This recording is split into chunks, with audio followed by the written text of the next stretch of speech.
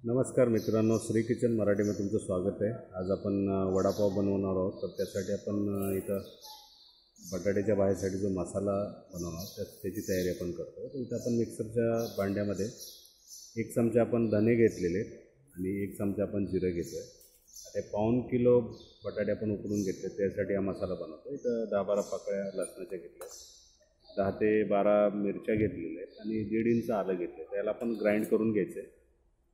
इथं तुम्ही बघू शकता आपण ग्राइंड केलेला आहे तो मसाला। आणि आता याला आपण फ्राय करून आपल्याला बटाट्याची भाजी बनवायची। इथं कढई घेतलेली आहे। आता कढई गरम झाली की त्याच्यामध्ये 1 सव्वा चमचा तेल टाकायचं आहे। आपल्या बटाट्याच्या भाजीला ॲक्च्युली तेल कमीत कमी वापरायचं आपण। वडापावमध्ये वड्यामध्ये खास करून बटाट्याची भाजी जी असते त्याला तेल जास्त नसावं, ती भाजी छान लागते, टेस्टी लागते। तेल गरम झालं की आपल्याला इथं कढीपत्ता टाकून घ्यायचा। कढीपत्त्याचा वास आपल्या भाजीला खूप जरुरी आहे। वडापाव त्यामुळे खूप टेस्टी लागतो, छान लागतो। आता कढीपत्ता तडतडला की त्याच्यामध्ये आपण ग्राइंड केलेला मसाला टाकून घ्यायचा आहे। भाजी वडापावमध्ये बटाट्याची भाजी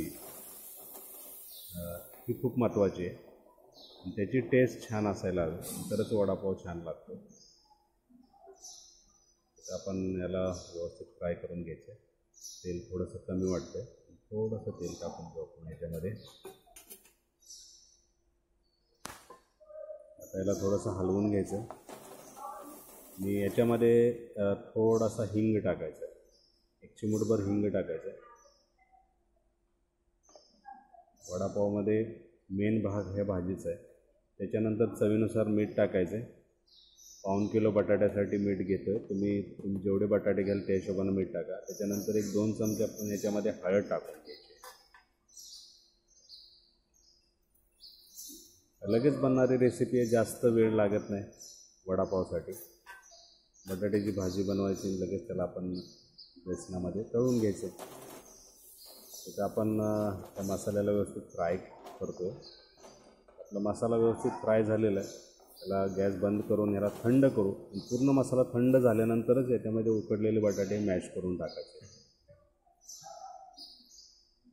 आपण गॅस बंद केला, तुम्ही बघू शकता आपला मसाला पूर्ण थंड झालेला आहे। बटाटे पण थंड आहेत, उकडून ठेवलेले पहिलेच। तर ते आपण मॅश करून याच्यामध्ये टाकायचे आणि व्यवस्थित त्याला जास्त पण बारीक करायचे नाही, आपल्याला मॅशरने याला मॅश करायचे नाही, तर हातानं आपण हे व्यवस्थित मिक्स करायचं। बटाट्याची तुकडे थोडे थोडे असावेत त्याच्यामध्ये, एकदमच बटाटा पूर्ण मॅश करायचा नाही, पूर्ण बारीक करायचं नाही। तर वरून आपण याच्यामध्ये कोथिंबीर टाकायची, हे मिक्स करून घ्यायचं व्यवस्थित हाताने आणि याचे आपण वडे बनवून घेऊ। ज्या साईजचे तुम्हाला हवे असतील त्या साईजचे। तर जसे आपल्या महाराष्ट्रामध्ये वडे बनतात आपण तसेच बनवणार आहोत। आपल्या इकडे ॲक्च्युली वडे घेऊन ते असे चपटे असतात, आपण तसेच वडे बनवणार आहोत। असा गोळा करून त्याला असं दाबलं जातं आणि असं आपल्याकडे वडा बनतो। तर अशा आपण ह्याचे सगळे छोटे छोटे साईजमध्ये आपण वडे बनवून देणार आहोत। एवढी छान रेसिपी आहे आणि खूप फेमस आहे आपल्या इकडं। आता तर पूर्ण इंडियामध्येच फेमस आहे, सगळेजण पसंत करतात। सकाळचा सगळ्यांचा हा नाश्ता आहे, छान लागतो। खास करून महाराष्ट्रीयन पद्धत जी आहे वडापावची ती खूपच छान आहे। चटणी वगैरे खूप छान लागते। ते ह्या साईजचे आपण हे सगळे वडे आपण बनवून घेणार आहोत।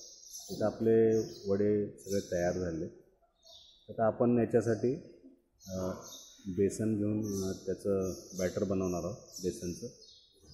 इथं आपण बेसन घेतलेले, 200 ग्राम बेसन घेतलेले। तर याच्यामध्ये चवीनुसार मीठ टाकायचं आणि थोडं थोडं पाणी टाकून असं एक मस्त स्मूथ असं बॅटर बनवून घ्यायचं। जास्तही पातळ नाही आणि जास्तही जाडसर ठेवायचं नाही आहे। तर वड्याचं जे कोटिंग आहे ते जाडसर असेल तर ते शिजत पण नाही, छान पण लागत। तर त्याचं क्रिस्पी लागावं त्यासाठी थोडं पातळ पण असावं, जास्त पण पातळ नाही, आपल्या वड्याला कोट करेल इतपत ते पातळ असावं।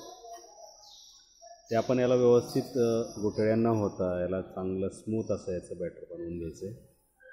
आणि त्याची कन्सिस्टन्सी अशी असावी तर तुम्ही बघू शकता.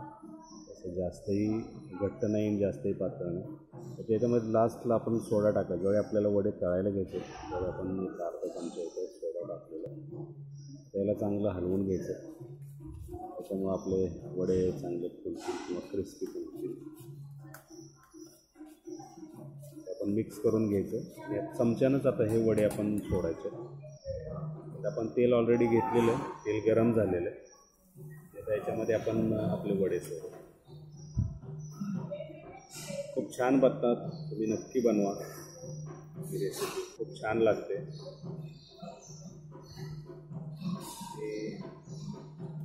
इझी आणि खूप फेमस अशी ही रेसिपी आहे.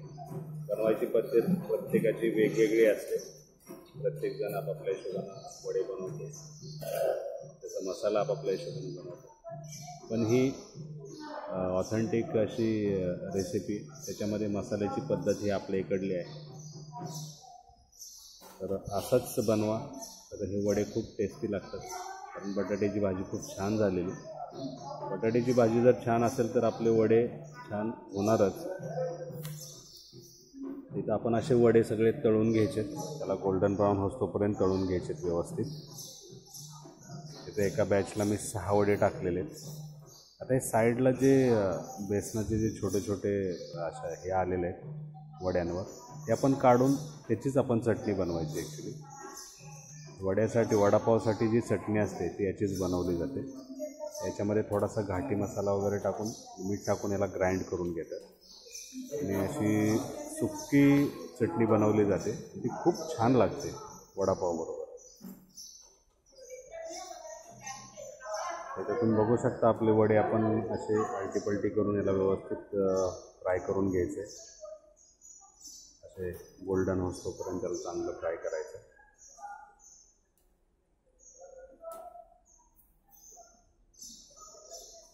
आपले वडे ऑलमोस्ट व्हायला आलेले. तर असेच आपण सगळे वडे तळून घ्यायचे.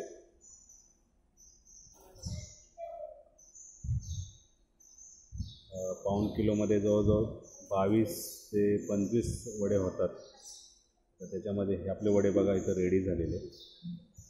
चला आपण आता खायला घेऊ. आपण चटणीही बनवलेली आहे आणि मिरच्याही तळून घेतलेल्या. तर आता आपण हे खायला घ्यायचं. तर तुम्ही बघू शकता पाव घेतलेले, त्याच्यामध्ये असे वडे टाकले. आपल्या इकडे अशीच पद्धतीने खूप छान लागते. मिरच्या पण फ्राय करून घेतलेले. ही रेसिपी तुम्हाला कशी वाटली हे नक्की कमेंट्स करून सांगा. श्री किचन मराठीला लाईक आणि सबस्क्राईब करायला विसरू नका. ही बाई चटणी पण बनवलेली आपण.